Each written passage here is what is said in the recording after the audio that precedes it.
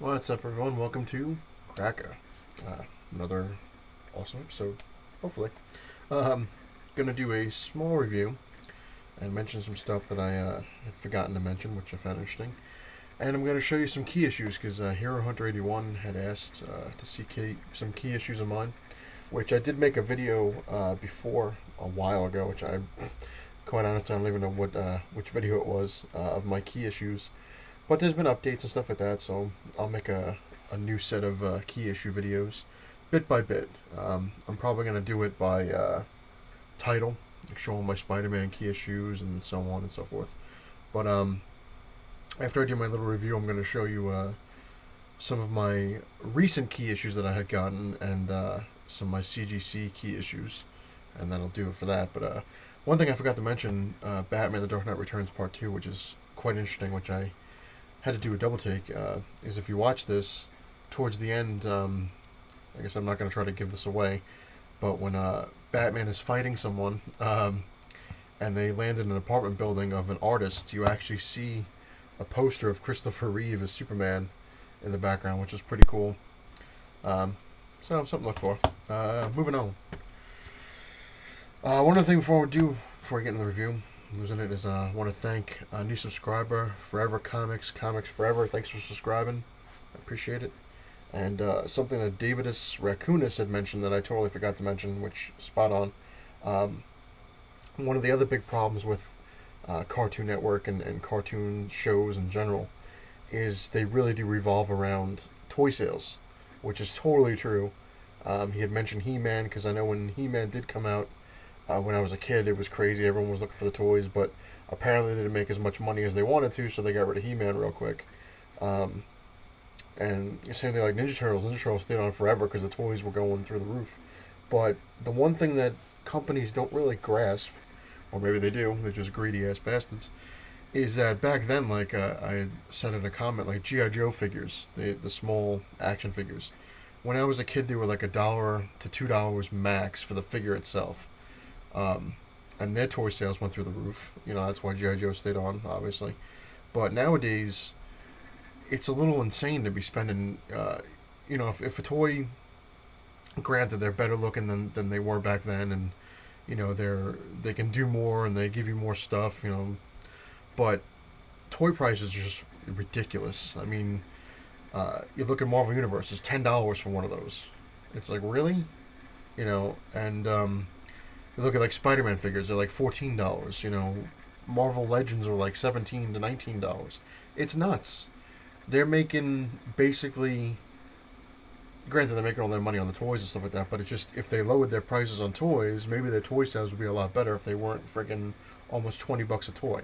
It's a little insane, but whatever. Going to review Green Lantern New Guardians number 16. Interesting cover. This basically revolves around Kyle Rayner becoming like the ultimate Green Lantern, or Lantern, as you want to go for it. It was pretty cool. In this one, they try to get him with the Star Sapphire Love Lantern, or whatever it is, to get him to feel stuff, and he's kind of like, no, I don't want to. And then, of course, towards the end, he's fighting Ganthet, who has no emotions anymore. And Ganthet basically stabs him right through the chest with like some lantern energy. And Kyle basically says, don't kill him, because he's like a father to me kind of thing. And he winds up turning into a White Lantern and just starts obliterating things. Takes out the Third Army, just destroys them in one shot. And Ganthet pretty much takes off running. So that's pretty much where it ends. And I'm still interested to see how this goes. But it's kind of crazy. I know how with Green Lantern, I give them credit because they go from one story right into a next that ties in with everything. Like, this is the rise of the Third Army, and then once this is done, they have the wrath of the First Lantern right after this, picking up right where this left off. So it's like, alright, well, okay. Bastards. Alright, which moves me on to my small review, but also starts off my key issue stuff that I was going to show you. I got a chance to read The Amazing Spider-Man number 195, which is a key issue because it's the second appearance of Black Cat and her origin. Not a bad book. It's a pretty good fight between her and Spider-Man. She tries to rescue her father from jail because she knows he's dying of something and she wants him to die at home.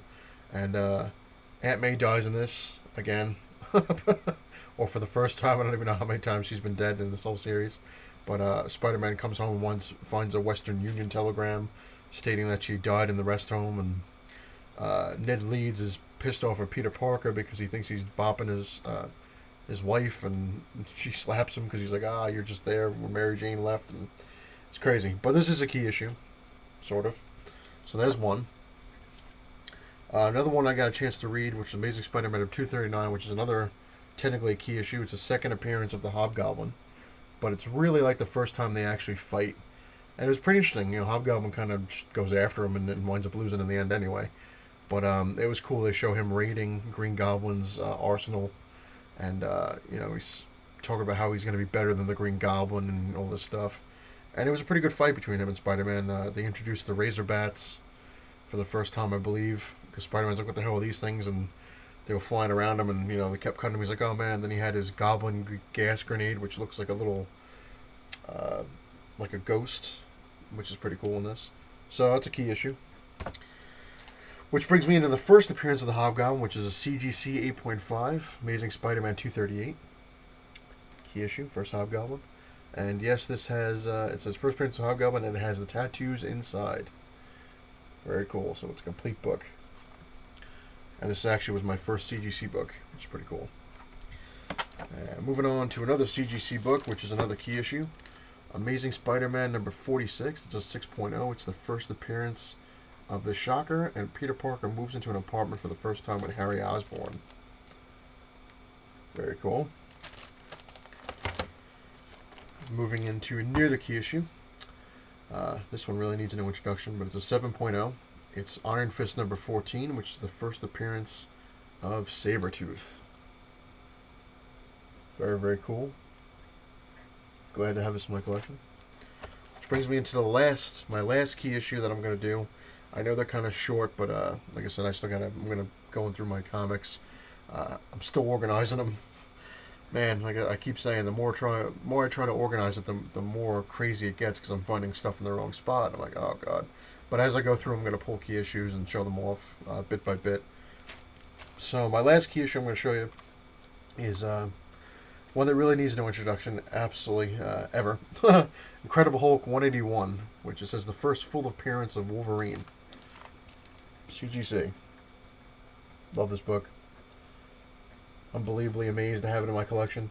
Granted, it's a 1.8, but I really don't give a rat's ass. I'm happy with it. It's in my collection. I know I have it. And it's cool. I enjoy it. And that will do it for... actually, one other thing I forgot to mention. Damn it, I'm really losing it.